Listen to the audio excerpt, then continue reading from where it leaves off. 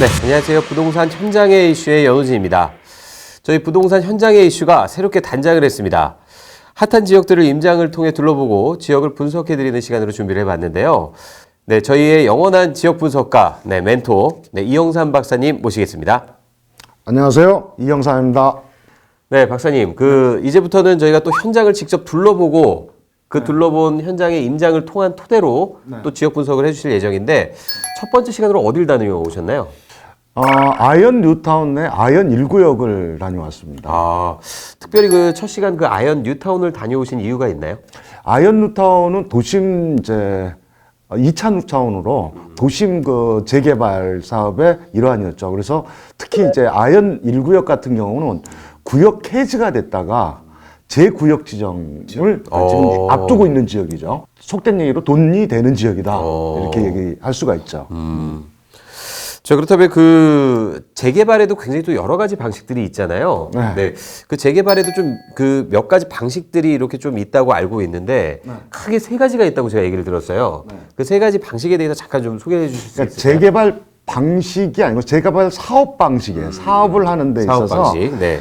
세 가지 방식이 있어요. 그래서 하나는 조합이 직접 사업하는 직접 사업 방식이 있고 두 번째는 신탁, 개발 신탁으로 맡겨서 하는 사업 방식. 이건 별로 선호하지는 않아요. 왜 그러냐면 조합을 이끌어가는 사람들이나 이런 사람들이 뭔가를 좀 먹어야 되는데 먹질 못하고 조합의 조합장이나 조합 임원들 아니면 거기 관계된 분들이 노력한 거를 다 신탁회사로 넘겨야 되는 그래서 이걸 별로 선택하지는 않지만 재건축에서는 선호를 합니다. 세 번째 방식은 이제 하고 같이 하는 공공 참여 방식이 있어요. 공공 참여 방식은 두 가지로 나눌 수가 있어요. 두 가지로 나눌 수 있는데 하나는 공공 재개발 방식이 있고 공공 재개발 방식이 있고 이번에 이사 조치로 이루어진 3080의 공공 시행 재개발 방식이 있어요. 이 두 가지가 굉장히 헷갈려요. 네. 저도 사실은 이 두 가지를 어떻게 구분하느냐 이거를 설명하면 한참 얘기를 해야 되는데 하여튼 두 가지 방식이 있어요. 근데 일반적으로 지금 사람들이 많이 투자를 못하는 것 중에 하나가 이사 조치에 의한 이번에 이사 조치에 의한 공공 시행 재개발 3080 공공 시행 재개발 방식 이거는 굉장히 좀 어렵다고 보는 거죠. 그런데 공공이 참여하는 재개발 방식 이번에 얼마 전에 발표됐죠. 16곳이 발표가 됐는데 그런 데 같은 경우는 상당히 주민하고 쉐어를 할 수 있는 수익을 쉐어할 수 있는 어떤 좋은 방법이 있지 않나 이런 생각을 합니다. 네, 그럼 저희가 아현 1구역을 한번 보기 이전에 아현 1구역의 선행단지인 서울역 센트럴자이를 또 다녀오셨다고요? 네. 서울역 센트럴자이부터 한번 보시죠. 여기는 지금 서울역 센트럴자이 정문 앞에 와 있습니다. 정문 앞에 보이면 바로 서울역과 애호개, 5호선 애호개역 중간 정도에 실질적으로 위치해져 있는데요. 서울역 이쪽 주변이 동자동까지 해서가 공공재개발 굉장히 지금 원하고 있는 지역이기도 합니다. 여기 공원이나 이런 거는 기부 체납 위해서 지어진 것들입니다. 자, 여기는 이제 서울 센트럴자이에 포함되어 있는 복내 초등학교입니다. 초품화라는 얘기죠. 서울역 센트럴자이는 아현 1구역의 미래 모습입니다. 그 이유는 경사로가 굉장히 심하고 경사로 자체가 있음으로 인해서 배수지를 놓고 배수지를 깎을 수가 없습니다. 그러면 이러한 옹벽이 나오게 되죠. 상당히 높은 옹벽이 나오게 될 거고 아마 그 옹벽에 따라서 계단식 아파트가 되지 않을까 이런 생각을 합니다. 여기를 둘러보는 가장 큰 이유는 아현 1구역이 건축이 되면 이런 형식 비슷하게 된다라는 것, 계단식으로 된다라는 것을 말씀드리기 위해서 여기 와 있는 겁니다. 물론 이거보단 덜 심할 겁니다. 아현 1구역이. 자, 한번 보실까요? 이렇게 높이 차이가 날 수밖에 없습니다. 지금 111동 앞에 와 있는데요. 4계층 정도 이상이 이렇게 보입니다. 그리고 이제 저쪽 앞에 보이는 게 정문이고요. 정문에서 이제 보이는 쪽으로 해서 서울역 쪽이 이제 바로 옆으로 보이죠. 여기에서 인기 단지들은 바깥을 바라보고 있는 111동이나 지금 현재 바라보고 있는 동들이 조망권이 상당히 좋습니다.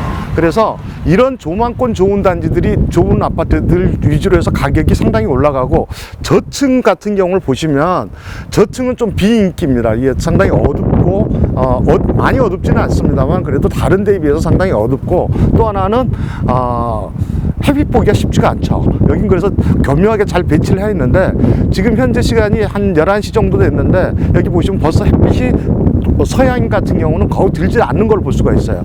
저쪽 지금 보시면 남서향인데 남서향에 햇빛이 지금 가려져 있죠. 위층은 지금 해가 들어오는데 밑에 하단부 쪽에서는 해가 가려져 있는 걸 볼 수 있어요. 그러면 서양에 들어왔을 때 실질적으로 밑에까지 들어가는 시간은 밑에 쪽, 하단부 쪽, 그러니까 하층 부위는 상당히 조망권이나 그 다음에 우리가 일조량이 낮다라는 걸 알 수가 있는 거죠. 자, 여기서 우리가 크게 한 가지를 보는 거는, 계단식 어떤 단지는 이런 게 좀 불리하구나라는 거를 알 수가 있습니다. 물론 평면식 단지도 불리한 게 있고 유리한 게 있습니다. 자, 다른 거 한번 보시러 가시죠. 네, 서울역 센트럴자이 보고 왔는데요. 특별히 이렇게 서울역 센트럴자이 이렇게 보여주신 이유가 그 아현 1구역이 이렇게 개발이 될 거다는 어떤 그 미래의 모습이기 때문에 보여주신 거죠? 그렇죠. 예, 아현 1구역이 개발이 되면 이런 식으로 개발될까, 이거보다는 나을 거다라는 거죠. 그러니까 우리가 항상 어떤 재개발을 보면 어떤 식으로 그려질 거다는, 지어질 거다라는 선행이라는 게 있어요. 선행을 보고 그런 식으로 지어지고 가격이 그 이상일 거냐, 그거를 따라갈 거냐라는 거가 중요한 요소죠. 네. 그 센트럴자이를 보니까 그 앞쪽이랑 뒤쪽의 그 지대 차이가 꽤 나더라고요. 높이 차이가. 많이 나죠. 네네네. 네. 그러면 그 정문 초입에 있는 초등학교가 있는 동이랑 뒤쪽에 있는 그 언덕 좀 높은 지역에 있는 동이랑 네. 가격 차이가 좀 나나요? 가격 차이가 나죠. 나는데 이제 두 가지로 얘기할 수 있어요. 하나는 그거를 가격 차이를 나는 걸 교묘하게 평형수대로 나눠버려요. 앞쪽은 소형 평형을 배치를 하고 중소형 평형을, 뒤쪽은 중대형 평형을 배치를 합니다. 그래서 중대형 평형이 필요한 거는 조망권이 많이 필요할 거고, 소형 평형이 필요한 거는 동네 초등학교나 초등학교하고 가까운 거가 가까이 있을수록 좋죠. 네네. 그래서 그 양쪽을 교묘하게 배치하면서 소형 평수의 분양가를 올려버립니다. 그러니까 중소형 평수의 분양가를 올려서 분양을 해버려요. 그러니까 중대형 평수의 분양가는 상대적으로 평당 분양가가 저렴하게 되죠. 그래서 상대적으로 이미 배치할 때부터, 단지 배치할 때부터 그거를 계획적으로 이렇게 배치를 하는 겁니다. 가격 차이를 그렇게 맞췄다 이렇게 볼 수 있겠네요. 그렇죠. 이미 네네. 이렇게 맞춰서 들어가는 거죠. 예. 네, 그럼 계속해서 센트럴자이 영상 보실까요? 그리고 이쪽 지금 보면 여기 전체적으로 다 그늘져 있습니다. 그늘져 있는 거. 그 다음에 또 하나는 이제 중간에 보시면 아파트가 앞에 전면으로 좀 세 개 층마다 튀어나온 게 피난 시설 및 저기 이제 안전시설로 되어 있는데, 사실은 저걸 갖고 있는 집들은 상당히 유리하죠. 자, 여기는 이 단지의 가장 특색 있는 것 중에 하나 테라스하우스입니다. 우리가 경사로가 있는 만큼 특화 설계를 해서 실질적으로 테라스하우스 형식으로 만들어 버린 거죠. 거주하고 있는 분들 같은 경우는 거의 집을 팔려고 해도 안 파는 그런 것들을 볼 수 있어요. 그래서 여러분들이 이 테라스하우스 형식으로 나올 수 있는 거를 받을 수 있다 그러면 아현 1구역 같은 경우도 이런 게 분명히 나올 겁니다. 이런 게 나온다 그러면 여러분들 100% 받으시는 거를 권해드립니다. 네, 센트럴자이의 테라스하우스를 또 이렇게 보고 왔는데요. 그 테라스하우스나 펜트하우스는 아무래도 그 아파트의 가치나 좀 품격을 높이기 위한 어떤 특화 설계로서 좀 가치가 있는 거잖아요. 그렇죠? 그렇죠. 네. 네. 그러면 이런 테라스하우스나 펜트하우스를 분양받는 어떤 조건이 또 따로 있을까요? 그럼요. 이게 이제 그 재개발 방식에서는 만약에 이제 조합원이 1000명이다 그러면 대부분은 1등부터 1000등까지를 감정평가 순으로 나누게 돼 있어요. 나누면 그 중에 우리가 얘기하면 84 이상을 선택할 수 있는 사람이 있고, 그러니까 84 이상, 우리가 얘기하면 30평대 이상을 선택 못하는 경우도 있고, 그런 경우가 있어요. 두 가지로 확연히 나눠지는데, 그렇게 됐을 때 이제 평형대가 큰 평형, 우리가 얘기하면 테라스하우스나 펜트하우스나 이런 거로 갈 때는 조합원 84 이상을 선택할 수 있는 사람들은 다 선택할 수 있어요. 그래서 조합원끼리 경쟁이 붙겠죠. 경쟁이 붙으면 대지 지분이 높고 감정평가가 높은 사람으로 선정이 돼요. 당시에 빌라를 갖고 있었거나 이런 사람이 있고, 단독주택 뭐 150평짜리를 갖고 있고 이런 사람이 있었다 그러면 감정평가는 당연히 단독주택 갖고 있는 사람이 높겠죠. 그럼 그 사람이 펜트하우스를 신청할 가능성이 상당히 농후해지는 거죠. 네. 그래서 특히 이제 재건축 같은 경우는 면적이 다 똑같잖아요. 감정가도 다 똑같고. 그럼 반포 1, 2, 4주구 같은 경우가 대표적인 예인데, 그런 경우가 어떤 경우냐면, 재건축에서는 서로 펜트하우스를 갖겠다고 싸우는 거야. 갖는 것과 안 갖는 것과의 차이는 어마어마한 재산적 가치의 차이가 나타나니까, 그거에 대한 거가 지금의 소송전으로 변모하는 그런 것도 나올 수 있다. 조합원 개개인의 이득하고 관계가 상당히 깊다. 이렇게 생각하시면 될 것 같아요. 네, 아현 재개발 1구역의 선행단지인 서울역 센트럴자이 보셨는데요. 자, 그럼 이제 본격적으로 저희가 아현 재개발 1구역 한번 보도록 하겠습니다. 자, 아현 1구역의 가장 큰 문제점이라고 할 수 있는 거는 협소주택, 우리가 다시 말해서 지분주택이라는 게 있습니다. 어떤 거냐면, 자, 옛날에는 주차장법이 없었어요. 옛날엔 주차장법이 없다 보니까 지하를 파서 거기에 뭘 썼냐면 대피소 개념으로 썼습니다. 대피소. 지금 양쪽으로 보이는 집들이 그런 유형의 집들이에요. 2층 연립을 쓰면서 한 세대당 지하를 한 칸씩 준 겁니다. 그게 약 3평 정도에서 5평 정도 이렇게 준 거죠. 그래서 그 지하 주차장 대피소 공간을 주면서 뭐를 했냐면 그 대피소 개념이 없어져 버렸어요. 또 중간에 법규가 바뀌어서 대피소 개념이 없어지면서 연탄 창고로 썼습니다. 그걸 자기 공간이니까 연탄 창고로 쓰다가 연탄 창고에서 이제 연탄 보일러를 안 쓰고 도시가스나 기름 보일러로 바뀌면서 그거를 각자마다 구분을 해서 칸을 막았습니다. 여기 같이 4세대 같은 경우에는 4세대가 4칸을 막아서 각 호수별로 쓴 거죠. 그 호수별로 쓰면서 그 지하에 있는 거를 원룸을 만들었습니다. 실질적으로 서울역도 걸어서 갈 수 있고, 여기서 좀 빠른 거로만 하면 남양동, 그 다음에 아현, 북아현, 그 다음에 신촌까지도 쉽게 접근할 수 있고, 그 다음에 시청, 광화문 이런 데가 다 쉽게 접근할 수 있는 교통의 요지입니다. 그렇기 때문에 이쪽에 원룸들이 많았어요. 원룸들, 그래서 쪽방촌 비슷한 것들이 지하에 들어가게 되죠. 그래서 그 쪽방촌 들어가는 게 구분 등기가 되기 시작했어요. 그 주택들이 약 700여 세대가 여기에 있어요. 여기에 있다 보니까 그 700여 세대에 대한 처리가 제일 처음에 협의가 잘 안 됐습니다. 협의가 잘 안 되는 바람에 무슨 문제가 발생했냐면 그 사람들도 재개발을 원했던 거죠. 그 700여 세대하고 원주인들하고의 권리관계 문제, 그 다음에 또 하나는 조합원으로서의 문제가 심각하게 충돌을 해서 구역 해제가 이르게 된 겁니다. 그러나 이제 공공으로 가거나 이러면은 그 사람들이 5구, 그러니까 25평 이상을 안 받는다는 조건으로 해서 지금 진행이 되고 있는 거죠. 네, 쪽방촌에 대해 또 얘기하시면서 보니까 협동주택이란 얘기가 나왔는데 협동주택은 또 뭔가요? 참 이게 여러분들이 아마 이해하기 어려울 겁니다. 그러니까 한 집을 단독주택인데 4개를 만든 거죠. 위에 지상에 4세대를 만들었어요. 101호, 102호, 201호, 202호를 만들면서 그때 당시에는 주차장법이 없으니까 지하 대피소를 만들었어요. 지하 대피소를 또 만들면서 거기에 각 101호에 소속되는 B101호, 그러니까 지하에 101호 거 해서 지하를 또 4칸으로 만들었어요. 그러니까 이 4칸을 만들어지면서 이 4칸 전체가 하나의 뭐로 돼요? 협동주택으로 돼버린 거죠. 그래서 이 자체가 어떻게 되는 거냐면 한 세대가 8세대로 쪼개지는 게 되죠. 이게 뭐가 돼버린 거냐면 이렇게 되니까 뭐가 되냐면 세대수가 왕창 늘어나 버린 거죠. 그러니까 세대수가 늘어나다 보니까 이게 사업성이 안 나오는 거예요. 그러니까 구역 해지가 됐다가 그래서 이제 지금 아현 1 같은 경우는 공공 재개발, 그러니까 이사 대책 이후에 공공 시행 재개발이 아니고 공공 재개발 방식으로 선호하는 거예요. 근데 일반 재개발로는 사실 좀 어렵죠. 이게 왜냐하면 사업성이 세대수가 많으니까 그런 방식으로 갔다 이렇게 생각을 하시면 될 것 같아요. 그 말씀을 좀 듣다 보니까 이 다가구 주택이 좀 더 세분화돼서 쪼개진 게 또 협동주택이 아닌가 그런 생각이 좀 듭니다. 맞아요. 예. 그런데 이제 그거가 등기부상에 반드시 협동주택이라는 건 건물 등기부상에 등재가 돼야 돼요. 안 돼 있으면 그거는 협동주택으로 볼 수가 없는 거죠.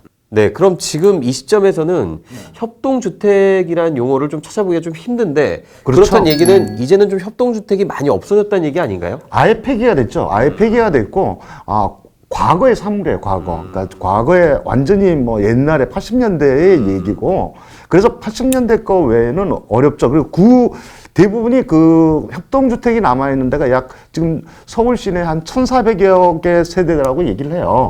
그런데 그 중에 이제 대부분이 남아있는 것들이 어떤 거냐면 남아있는 구들이 마포, 뭐 영등포, 그 다음에 위쪽으로 가면은 성북구, 뭐 종로구, 뭐 이런 데들이 남아 있는 거죠. 그런 데들이 이제 관악구 일부가 남아 있고 이런 부분들이 남아 있어요. 그러니까 지금으로서는 이제 그런 주택법이나 이런 거는 없죠. 네, 협동주택은 현재는 존재하고 있지 않지만 그쵸. 과거에 남아 있었던 과거의 산물 정도로 이해를 하시면 좋을 것 같습니다. 자, 그럼 계속해서 아현 재개발구역 보시죠. 자, 재개발을 하게 되면 가장 큰 문제가 대로변에서 진입하는 문제가 가장 큰 문제로 남습니다. 앞에 전면 부위는 거의 이제 큰 건물들이 들어서 있죠. 이 사람들이 반대를 많이 합니다. 실질적으로 반대를 많이 하고요. 이분들이 이제 수용을 할 거냐 뭐 할 거냐에 따라서 많이 달라지고 또 하나는 이 부분을 빼놓고는 이쁜 단지가 나오기가 어렵거든요. 그래서 이 부분에 대한 거, 그러니까 앞에 건물 한두 개는 수용을 하고 들어가야 되는 문제들이나 이런 문제들이 발생을 하고 뒤에 단지들을 꾸며야 되는 문제가 발생을 합니다. 네. 그 영상을 보니까 재개발 시에 또 손해보는 곳과 이익을 보는 곳이 또 있을 것 같은데, 자, 그럼 단독주택과 다세대 주택 중에 어떤 게 더 유리할까요? 우선 이제 재개발이 지정이 되면 이제 이익 보는 게 항상 수혜가 되는 지역이 있고 피해가 되는 지역이 있죠. 지역이 아니고 그 어떤 물건인데, 자, 우리가 얘기하면 재개발을 얘기할 때 세 가지 조건이라고 얘기했죠. 건물만 있는 거, 토지만 있는 거, 아니면 건물과 토지 같이 있는 거. 네네. 이렇게 얘기할 수 있는데, 건물만 있는 게 가장 유리합니다. 그게 이제 제일 프리미엄이 많이 붙죠. 두 번째는 토지만 있는 경우. 토지만 있는 경우에는 여러 가지가 있는데 그 중에 대표적인 게 도로, 개인적인 도로만 있는 거. 그게 이득을 보죠. 아니면 평생 못 써먹을 건데 입주권을 받을 수가 있으니까. 물론 이제 90제곱미터 이상이어야 되고 여러 가지 조건이 붙지만 그런 거를 볼 수가 있고, 그 다음 이득을 보는 게 이제 다세대가 가장 큰 수혜를 받을 수가 있어요. 거기가 기준점이 되기 때문에 거기에 가장 많이 몰려 있게 되죠. 그 다음에 이제 피해 물건으로 들어가면 제일 피해를 보는 거는 이제 주변에 있는 근린상가입니다. 근린상가 같은 경우는 그래서 뭐 장이나 다른 데 재개발 지역 보시면 근린상가 같은 경우가 대부분 마지막까지 남아서 생존을 위한 투쟁을 하시는 걸 볼 수가 있어요. 근린상가가 제일 많이 손해를 보고요. 그 다음에 이제 나대지입니다. 나대지로 있는 건 공시지가로밖에 평가를 못 받으니까. 그리고 그거에 대해서 어떤 뭐 이의 제기를 할 수가 없어요. 그 다음에 세 번째가 어떤 거냐면 단독주택이에요. 단독주택 같은 경우도 평가를 제대로 못 받죠. 그런 것들이 이제 가장 피해를 보는. 네, 그럼 방금 전에 그 보여주셨던 그 다세대 주택인 그 오피스텔 같은 경우는 조합원 지위를 받을 수 있는 건가요? 그럼요. 그렇죠. 이제 구역이 해지되면 제일 먼저 개발하는, 그러니까 우리가 얘기하면 소위 집장사라는 분들이, 건축업을 하시는 분들이 제일 먼저 하는 게 나대지를 삽니다. 단독주택을 사서 거기에 다세대를 짓죠. 근데 그거를 다세대를 지을 때 그 정부가 시나 정부가 뭐를 얘기하냐면 권리의 산정 기준일을 정해요. 권리의 산정일을 정하는데 아현 1구역 같은 경우는 권리의 산정 기준일이 2020년 8월 20일이에요. 그 이전에 만약에 다세대를 나눠서 했으면 입주권을 받을 수가 있는 거죠. 그 이후에 하면 입주권을 인정을 못 받는 거죠. 그런 게 있어요. 권리 산정의 기준이 있는 거고, 그렇게 쪼개지는 것들이 우리가 얘기하면 구역 해지가 되면 구역 해지 됐을 때 건축 허가를 미리 받아버려요. 허가를 받아서 쪼개기를 하는 거죠. 권리 산정 기준일에 따라서. 그렇죠. 네. 권리 산정 기준일 이전에 준공검사가 나왔거나 건축 허가가 나와야 돼요. 그래서 이득이 되는 거죠. 그러면 가격이 분양받은 사람들도 제1점이 뭐 2억의 분양을 받았지만, 오피스텔이나 다세대 같은 경우 뭐 2억이나 원룸 같은 경우 2억이나 2억 5천에 구분으로 해서 받았겠지만 나중에는 어떻게 했어요? 5억, 6억을 낳는 수익을 얻는 거죠. 네. 오늘 뭐 얘기하는 것들이 이제 보시면 어디가 돈이 된다라는 게 쭉쭉쭉 나옵니다. 네. 구역 지정이 돼버리면 가격이 다른 데 같은 경우는 평균 1억 이상이 뛰어요. 구역 지정 전과 구역 지정 후가 가격이 1억에서 2억 정도 차이가 나요. 그럼 지금이 굉장히 중요한 시기라는 거죠. 네, 오늘은 아현 1구역의 선행단지인 서울역 센트럴자이와 아현 재개발 1구역을 이렇게 또 보고 왔는데요. 다음 시간에는 저희가 아현 재개발 1구역으로 인해서 호재를 받는, 영향을 받는 주변 아파트들에 대해 알아보는 시간 준비해 보겠습니다. 네, 시청해주신 여러분 감사합니다. 저희는 다음 시간에 찾아뵙겠습니다.